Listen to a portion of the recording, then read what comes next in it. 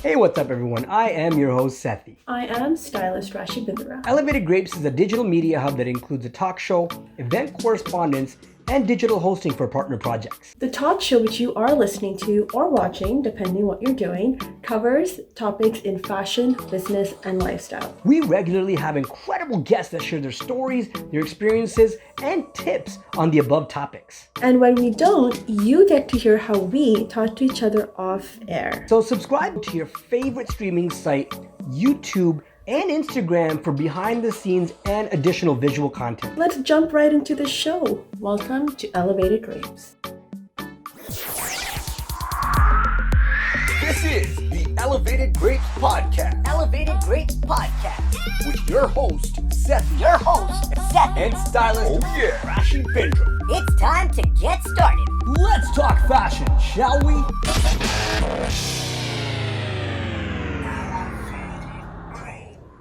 So to kick off our talk show, we're excited to welcome Canadian designer Farley Chatto with us. So a bit of background on Farley. Farley Chatto has evolved to a household name within the fashion industry over about 30 or so years. Born in Regina, Farley has trained with Yves Saint Laurent, or known as Saint Laurent, Dior, Chanel, and Lacroix, and launched his couture menswear in Toronto in 1998. He has also dressed Drake for his birthday, by the way, which I found out about and I was so excited. And he does use a lot of fur in his collections as a trained furrier, of course.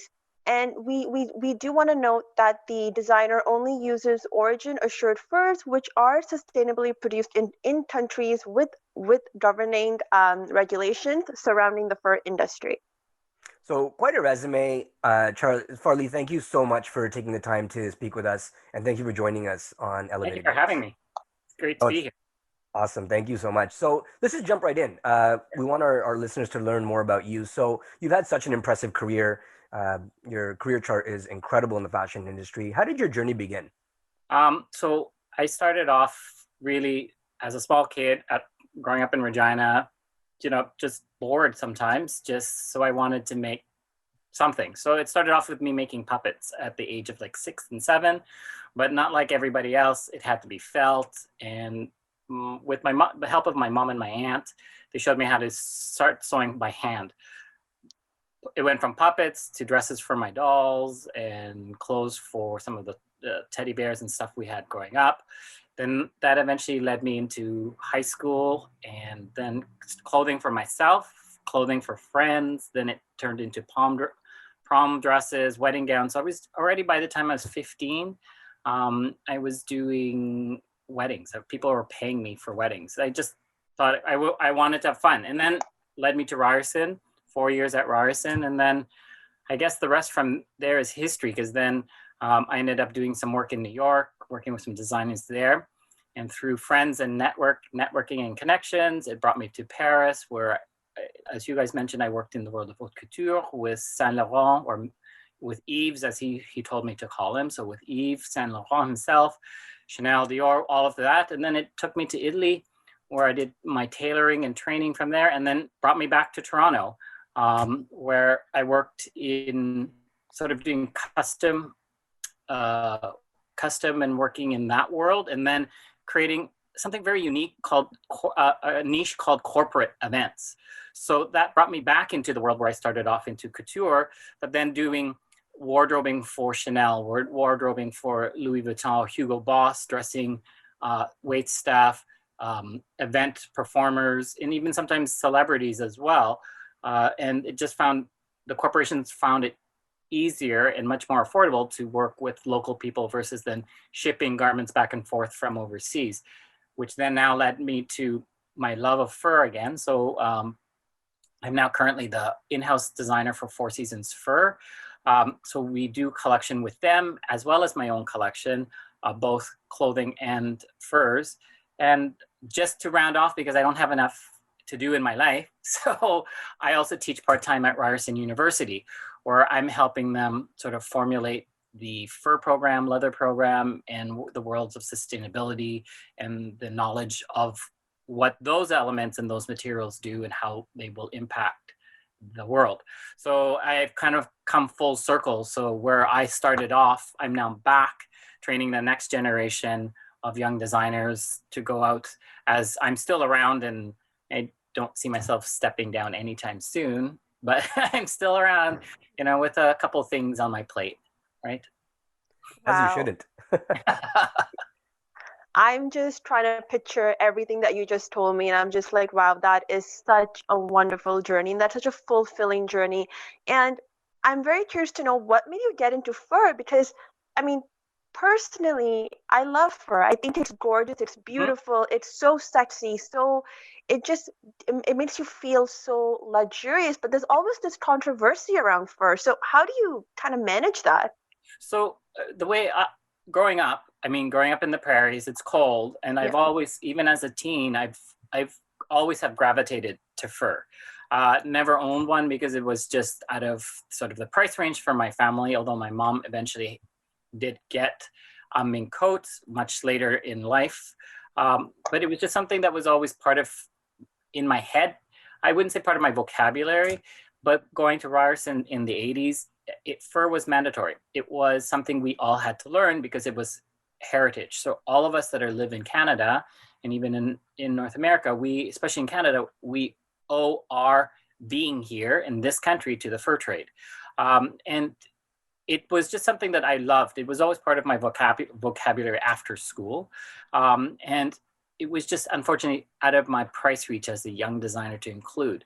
So it's still, I kept drawing it, including it, and entered competitions, doing small pieces here and there. It wasn't until really like 2004, 2005, 2006, in that era, that I started branching out and really incorporating fur as part of my vocabulary and part of the collection. Because the more and more I look at it, fur is something that is, yes, it's controversial, yet it is much more environmentally friendly. You're dealing with longevity, heritage. And I was always been a part of slow fashion. I've never been one of those fast fashion where you change. So the garments that I used to design and I produce, they were pricey. I only wanted to work in natural fibers, and you can't get much more natural than leathers and furs. So I took a little break in about 2008. And then about 2010, a couple of years later, I came back and I really wanted to focus on fur because I just realized that it was an untouched market for designers to delve into. But then working with then NAFA and understanding Saga and Copenhagen and seeing what they were all about, I really just educated myself and understood what was that all about. And I ended up being one of the creative directors and trainers at NAFA. So I would travel worldwide educating other students, other designers, other companies about the sustainabilities and the ethics behind fur. And the more and more I look at it, it was a very smart move because menswear and women's wear were sort of slowly getting saturated. My colleagues they're all right now, they're kind of struggling and figuring out how to make it going. And fur was one of those markets that was really untouched and hasn't been changed since the 80s and the 90s. So it was a really good time and position for me to jump in because it needed sort of a redo, a rebranding, and like all the other houses that have been around.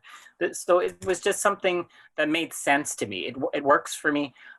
It doesn't bother me in terms of sort of the fact that, yes, animals are killed, but the more you learn about it, the animals they're treated so ethically, and with what was called origin assured is now fur mark.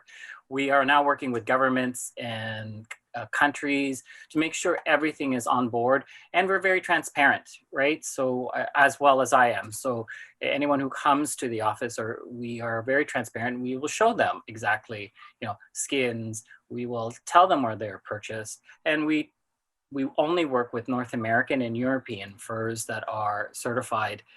So I know that my customers and myself are getting quality goods. Right? Mm-hmm.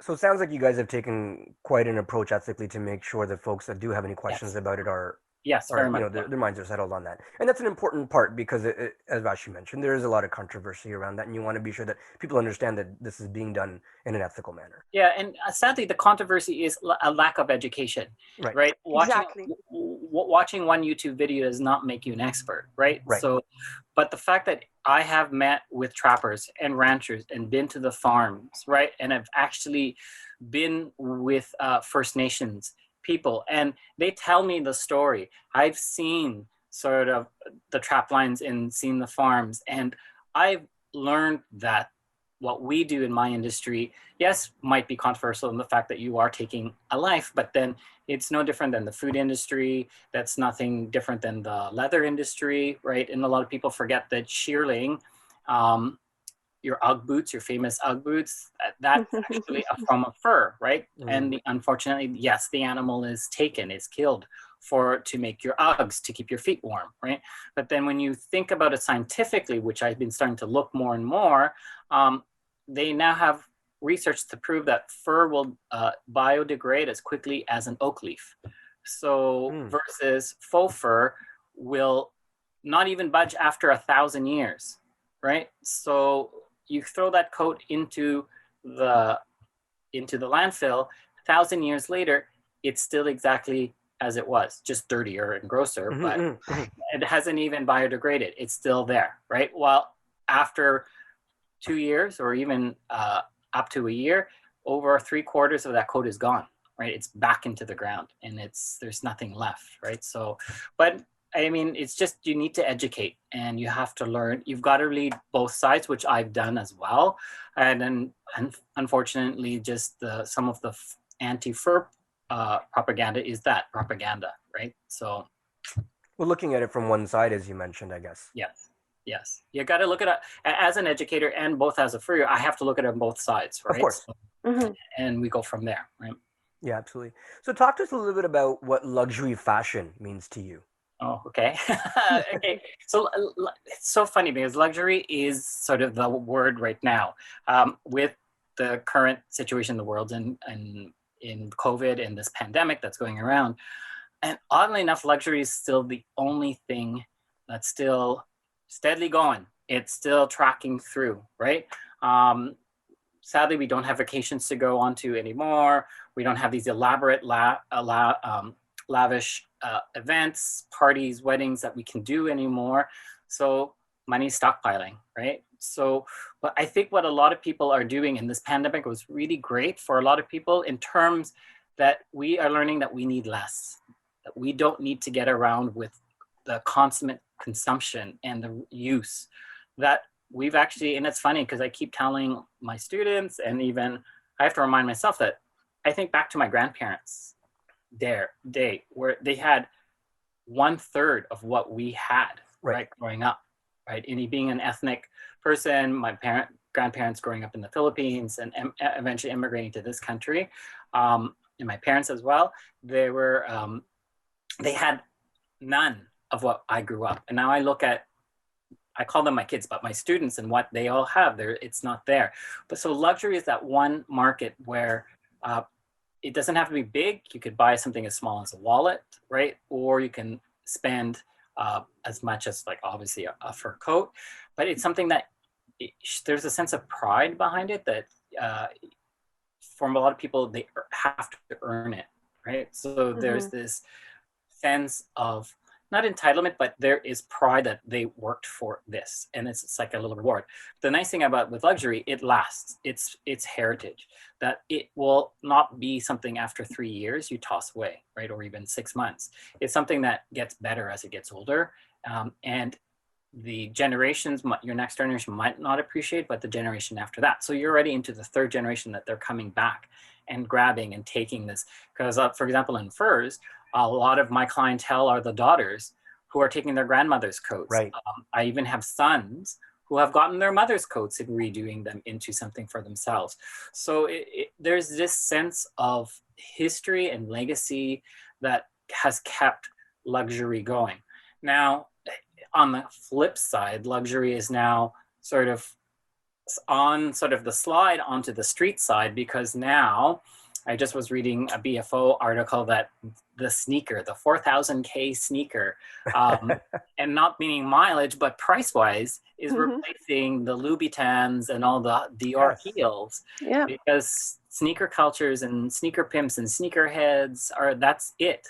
Because luxury is where right now it's about comfort, because most of us are home, right? Yes.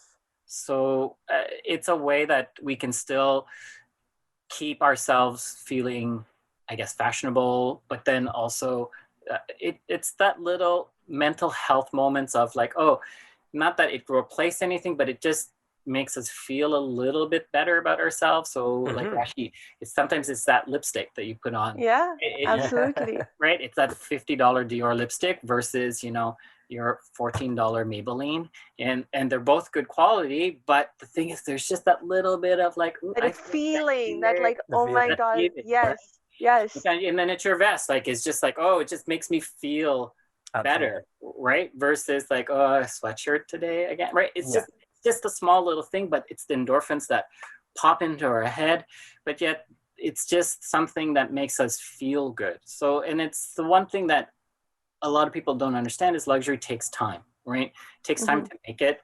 They use better quality materials. They use old artisanal craftsmen and craftsmen's techniques. So it lasts longer, right? So you spend more for it, but then you're buying less. So that's why luxury is still around. And then for me, it's always been about investment, and it's all about slow. So I'd rather spend a lot more on one piece because I know it will last me years and years and years and years. So it's just something that it has always, even I think my parents sort of inbred that, because they bought, as we were kids growing up, they bought us a few things, but they were really good. And they also used to tell us, you need to change because you need to save that. And it did last us for years and years. And then, and I look back at a lot of my clothing, and even as an adult, I look back at a lot of my clothing. I have stuff still from first year university that I spent a lot of money, and it's still around, and happily, knock on wood, it still fits even with whatever COVID waits happening. It still fits. But I look at it as it was an investment, and it will last hopefully beyond me afterwards. Absolutely. So for folks that are listening, we're going to take a quick break right here. We're chatting with Farley Chatto on the Elevated Grapes talk show, and we'll be back in a minute. Hey guys, it's your host Sethee. Don't forget to subscribe to our YouTube channel at Elevated Grapes. Cheers, and let's continue the show. So welcome back to Elevated Grapes. We are chatting with Farley Chatto, designer from Canada, world-renowned designer, a household name, as we've mentioned earlier. Charlie, again, thank you for joining us. Oh, you're welcome. Thanks for having me.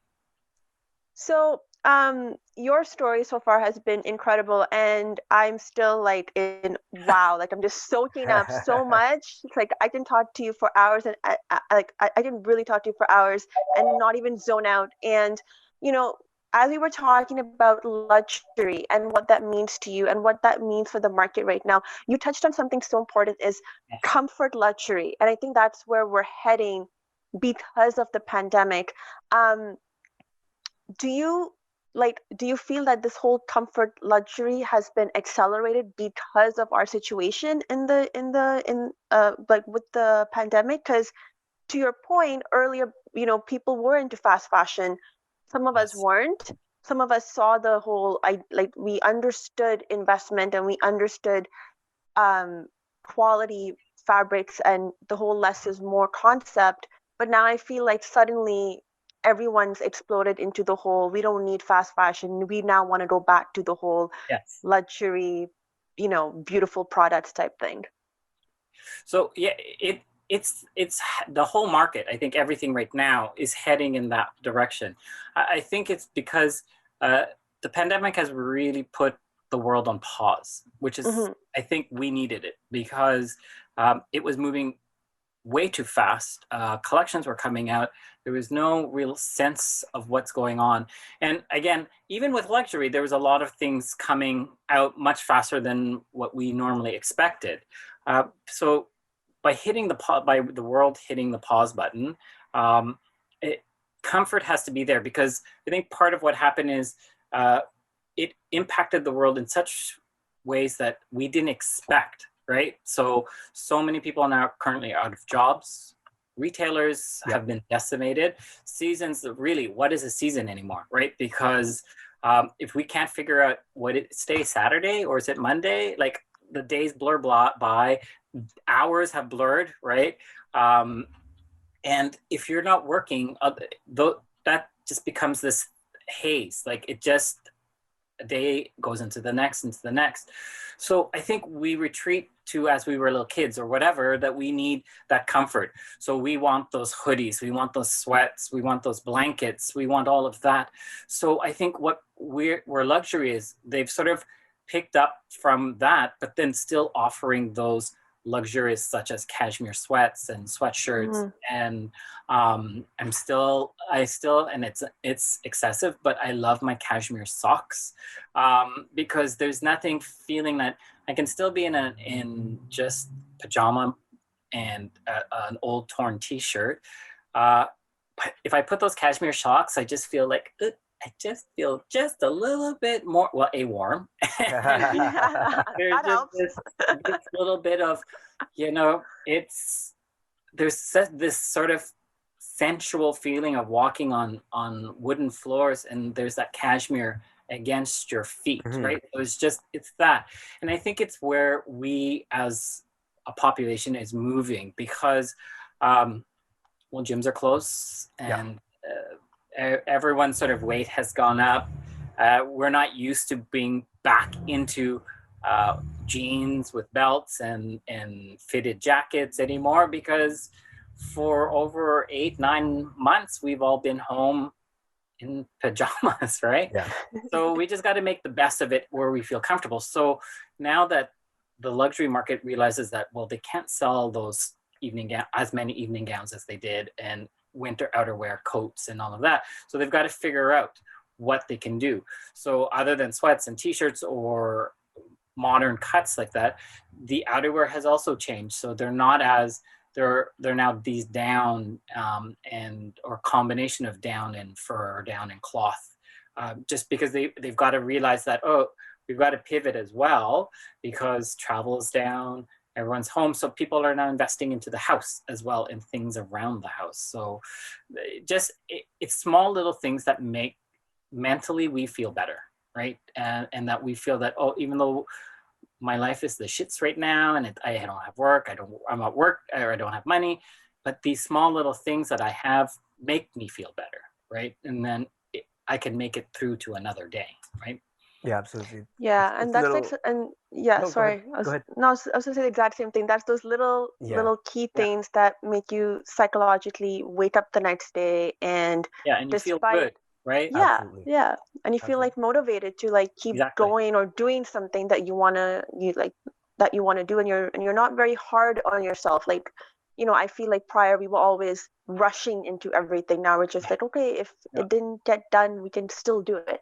And then all those pieces that you've already purchased are also little reminders and mementos of really beautiful and good times, right? That all of a sudden, this was, I remember this, we had this event and I bought this for this raise, or this marks like our child's birthday or a birth or something. So it's just small little notches around that have all that remind people of good and better times, right? Right.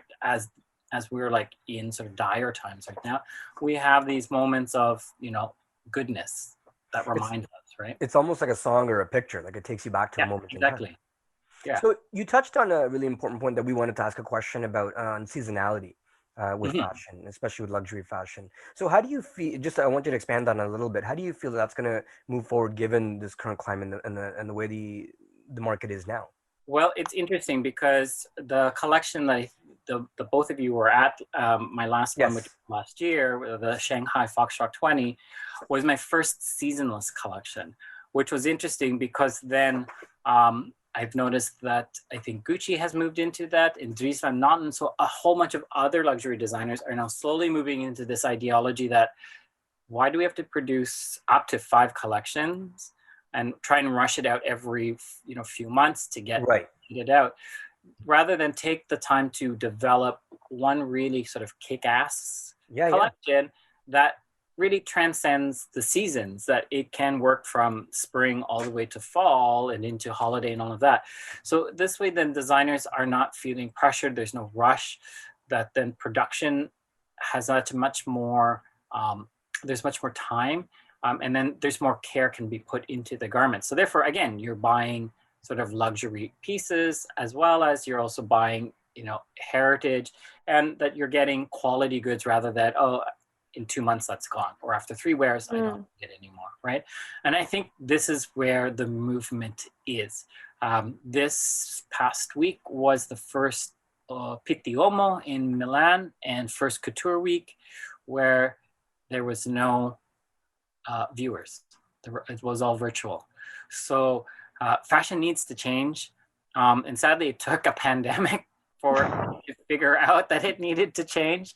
And it's still evolving, because right now no one knows what the hell they're doing, right? Because can stores still take things, but yet they haven't sold the last collection because they barely had time to even have any types of sales or get people into the store, right? So this is the whole idea of 1, maybe 2 collections is probably where the market and where the world will be going, because I think it's much more, it makes sense. And there's not too much taxing on the planet in terms of resources as well.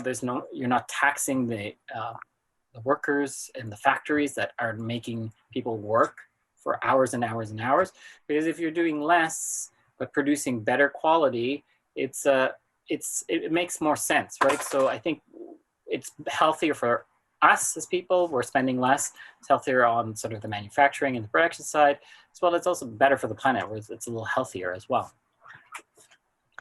And do you feel this is going to affect this whole Instagram culture, which is one of the reasons we had fast fashion for like that crazy fast fashion, we only wear this once kind of nonsense a little bit? That's just my opinion, but I will say that. Yeah, no, and rightfully so, because Instagram was like Instagram, it's instant, adulation, it's instant gratification, right? But I think it will make a huge change because the so-called social influencers are now, what are they doing? They can't travel anywhere. They can't get asked for free hotels to pull in their free Ramoa and to do this and they have to think of what else to do. And I think it will slow that whole down and that ideology down as well. I think it will also slow down people's sort of need to like one up each other. Yes. Because I think it needs to stop, because there's too much. It ties back into mental health, because then as much as we love seeing how beautiful things are, it just in the back of a lot of people's head is that envy and jealousy and why is my life not better, and I think it needs to stop, because there's too much falseness out on that, and there's too much people who rely on that, and that's how they base their whole worth on that. And honestly, it's not. And I think luxury will hopefully slow that down and, realize that you don't need to buy, the whole look, just, maybe one piece, and that's it. And be happy with that one piece, right? And wear that one piece 3 times, 4 times. Like, who cares? Like, yeah, like that's the whole fun of it. It's like you can wear it more than once and post it more than once. My local metro have seen me in my ball gown like 9 times, and they're like, "You're wearing that again?" I'm like, "Hey, it's there. I'm gonna wear it." Right? So it's hilarious. My husband and I always laugh, because he's like, "You're a little overdressed to go to the grocery store downstairs." He's like, "But I'm wearing it." Well, the good thing is that we're not seeing as many Instagram photos like we just talked about, so they're not showing up online, right? So you can wear them over and over. Yeah, and it's funny because I just now with the algorithm, a lot of people are reposting old things. Absolutely. Right? So here we go. Here's the story of history. Here's the story of heritage. So they're going backwards, like, because they can't go forwards, right? So where else are they supposed to go backwards, right? So I think all of this is a really great, and I think this is also great for those consignment stores that have the luxury goods, because this is a great way for them to feed back into sort of those who want to look great, but spend less, you know what I mean? But still own a Gucci and an Hermes or whatever. This is a way that you're still sort of paying it forward, that you can still achieve that good vintage look, but still stay current with a few, more modern sort of fashion pieces mixed together, right? So, and I'm seeing more and more of that on Instagram, right? People digging through their parents, their grandparents, and they're like reclaiming former glorious pieces and making it theirs, right? I mean, I think that's the way the world is slowly moving around and into. So we are chatting with Farley Chatto on Elevated Grapes. We're going to take a quick break and be right back. Hey everybody, this is stylist Rashi Bindra, and if you like what you hear, hit subscribe and follow us on all your favorite streaming sites on YouTube, Facebook, TikTok. Just type in Elevated Grapes and you will find us. So those that are just tuning in right now, we are chatting with Farley Chatto on Elevated Grapes. Farley, again, thank you for tuning in, joining us and spending the time to share your story with us. Well, thanks for having me. It's really great being here. Thank you. Absolutely. And so prior to the break, we were talking very briefly about sort of the Instagram culture and how that's changed from a fashion perspective. Let's switch that over a little bit to the everyday consumer, the everyday person. Where do you feel the future of fashion is for the everyday consumer, given the recent events and sort of where it's going to go? Yeah. So I think the everyday consumer, not meaning the luxury ones, but just the average Joe, who wants, it's changed because we're losing all their stores that they're used to, like the Gap's slowly closing, they're all going away. J. Crew's have been leaving, and H&M's, they're all like closed. I think what they're trying now to realize is they have to sort of mine from within. So they're going to look and reestablish and sort of relook at their wardrobe and see what works. And then literally wear it again and again until it literally falls apart, because that's really what fashion was about. Historically, you wore pieces until they fell apart, and sort of almost like my Burberry shirt, where when it's torn, you just start patching and patching and patching, right?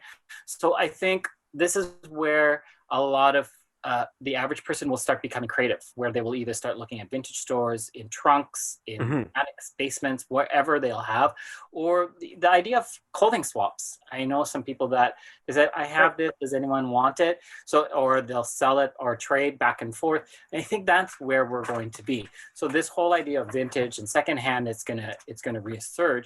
So I think a lot of retailers will have to look at that and possibly as an option. But they're also going to find that consumers are going to be much more savvy in the sense of the internet, because shopping is now only predominantly online, regardless of where you are. There's a few places in the States that you can actually still go into, but really they're savvy. So that means they're comparison shopping. They're going to find the best deal, the best sale. And as retailers, it's also a good way that if you have dead stock, it's a good way to move it, right? I just saw one store who has dead stock of sort of archival, older season shoes that didn't move. Regardless of price, it could have been $1,500 or $2,000. They're all at $250. They're just clearing out merchandise, right? To make room because new stuff is coming in, but there's also a way to move things around, right? So I think the average Joe will become much more savvy in where they want to shop. And I think they'll be a little bit more discerning, because they were able to take that step back and realize, well, I don't need to always go to H&M or any of these, Sirens Garage, any of those Wet Seal, and buy crap, right? That they'll wear once or twice.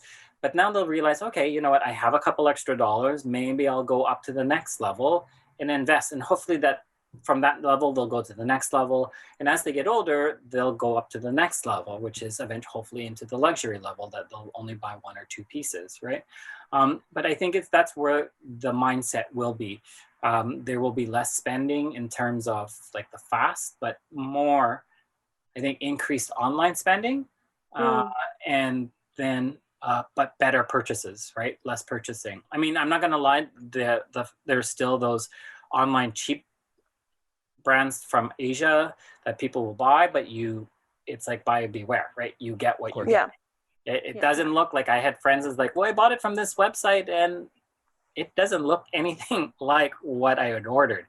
And I go, but you have to sort of justify the price, because if it's $29.95 and it says it's 100% wool and this and this and this, and it's all hand beaded, I'm like, really? Will it be 100% wool, and will it have all this hand beading? Yeah, it might have 4, right? On the photo, it might have shown it fully beaded, but it might have 4. But so you have to be cautious, but I think slow down, right? And look all over, mix high with low, right? Agreed. The whole mix high with low was something I used to read in the fashion magazines growing up. Like they would always show, and I don't know if I'm hoping our readers remember, like they can remember this, and I'm not aging myself, but like when you'd open the fashion magazine and you'd see like the same look done with like less and then done with more, and then that same like you mix that one designer piece with like the other pieces. So I do agree with you. I feel the whole mix and match and mix the high end with the low end is coming back in, which I'm a huge fan of as well. And to your point, as where we're going with the retailers, and then going back to where we were with luxury fashion, you as a designer today, and having such a niche market. I know in our break we briefly chatted about this workshop that I got super excited about and did my crazy dance and did not scare you. Thank God for that. Scared me a little bit. I'm not gonna lie. You know me. You cannot get scared anymore. That's why. That's probably why I get scared. It's good that you still get scared, right? Yeah, absolutely. Yeah, I mean, you'll never cease to be amazed or surprised when Rashi's around. Yeah. I'm just me. I'm going back to the whole look good, feel good. I'm just myself, guys. That's good. Absolutely. But could you expand on that workshop, and and also like what's next for you? So I'm kind of asking everything at once, I realized. So what's next for me is, like I said, I'm a part-time instructor at Ryerson University here in Canada, in Toronto, and basically we're back to school. We started on Friday, so there's a lot of prep work for me for that. I'm teaching a lot of courses. One of them even being first time I'm ever teaching intro, so first year fashion. So I've got to take my 32, 33, whatever years and sort of simplify it down like Fashion for Dummies, because I have to even do it for myself, because it's just like, it's really good, because my dad was with us over the last couple of weeks. He was here for some medical appointment. So I had to slow down, right? And I was still moving at a fairly quick pace because of school, trying to meet with clients and work. So with this now, it's caught, and working with first years, it's going to teach me to slow down a little bit, because, oh, wait, I take a lot of things for granted because things come like this quickly because I did my time, right? So I'll get to see fashion again fresh through their eyes, which is going to be interesting and a lot of fun, because as we get older, I mean, I'm not going to lie, as I joke around, I'm like I'm level 5.1 of the age cycle.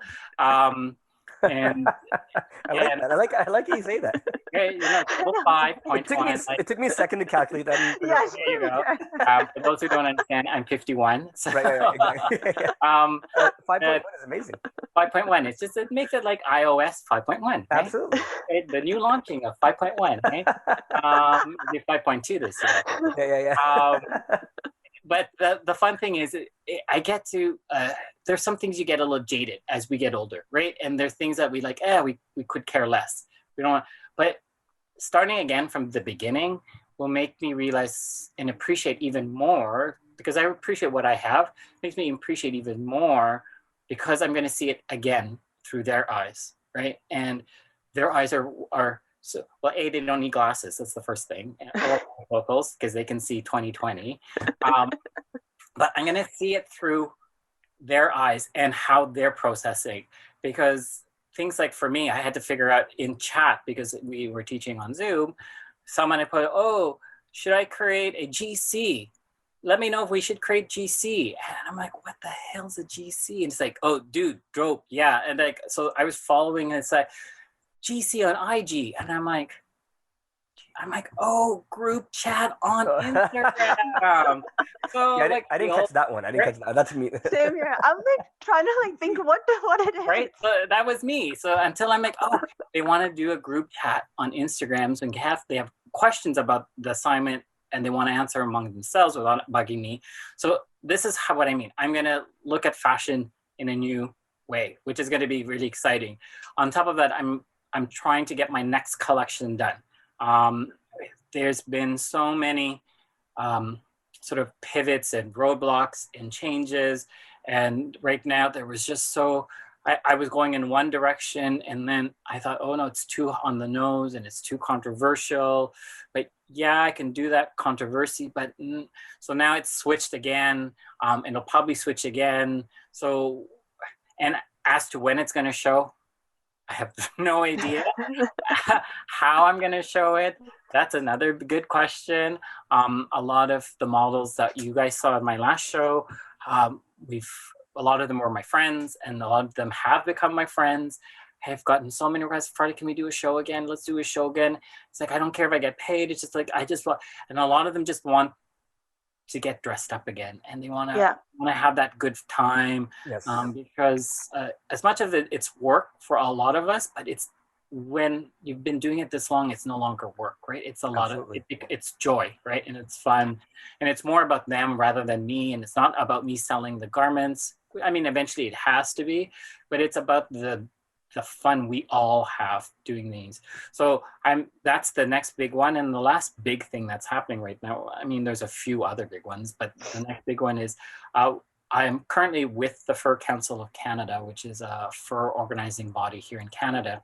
And we've, last year we started discussions about doing a student workshop to pick up where the old Studio NAFA, which was the old student and designer training workshop, where we brought students and designers from around the world to train them about the ethics of fur, sustainability of fur, about the fur industry, and how to actually work with fur and design with fur.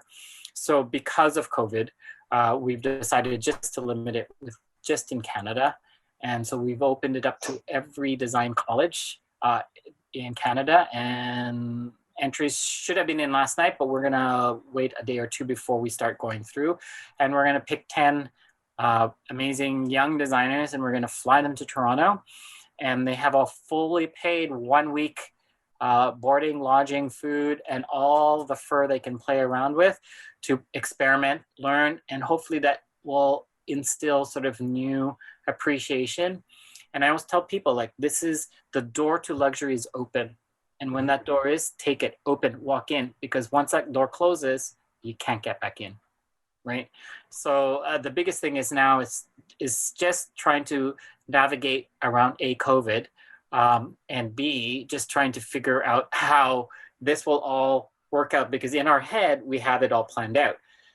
But this thing called a pandemic is throwing great wrenches into everything. Absolutely. So, but it's keeping us on our toes. So I've got, 3 really big projects right now. But again, because I have an few extra time, there's a whole bunch of other smaller projects that was being thrown in.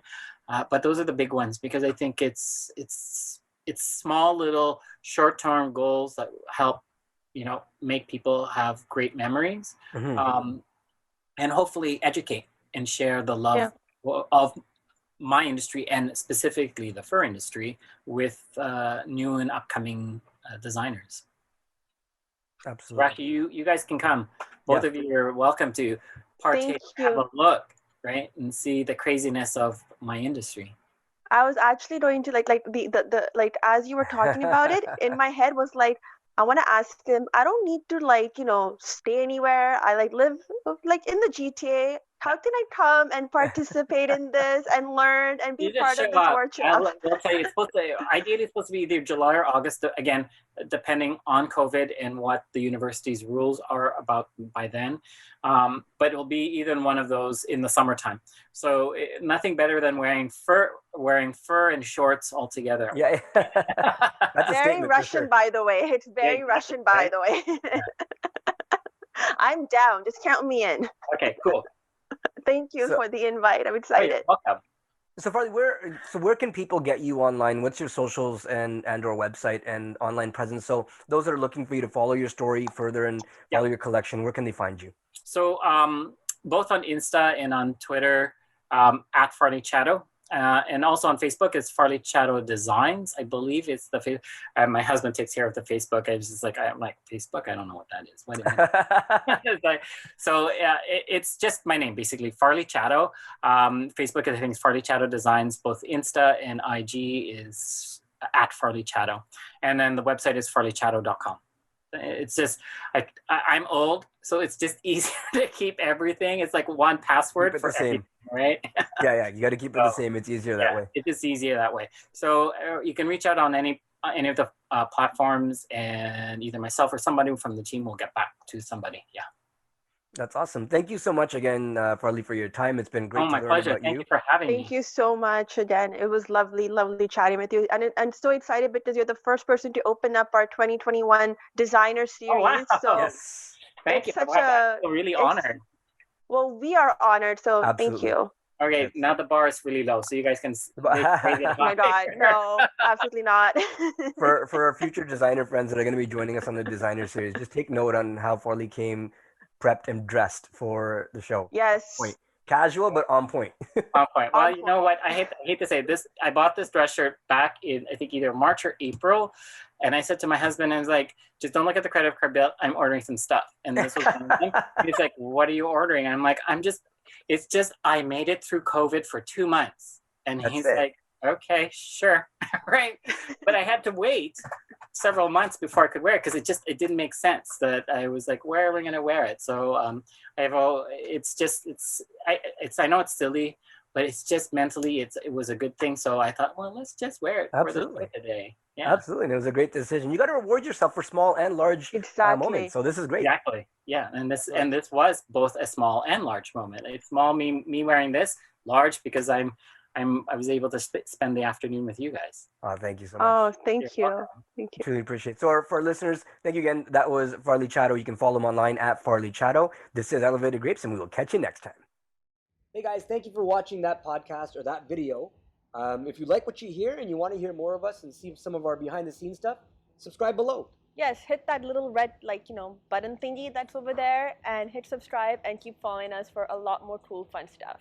Thanks again for tuning in. We'll see you soon. Hey, what's up, everyone? I am your host, Sethee. I am stylist Rashi Bindra. Elevated Grapes is a digital media hub that includes a talk show, event correspondence, and digital hosting for partner projects. The talk show which you are listening to or watching, depending what you're doing, covers topics in fashion, business, and lifestyle. We regularly have incredible guests that share their stories, their experiences, and tips on the above topics. And when we don't, you get to hear how we talk to each other off air. So subscribe to your favorite streaming site, YouTube, and Instagram for behind the scenes and additional visual content. Let's jump right into the show. Welcome to Elevated Grapes.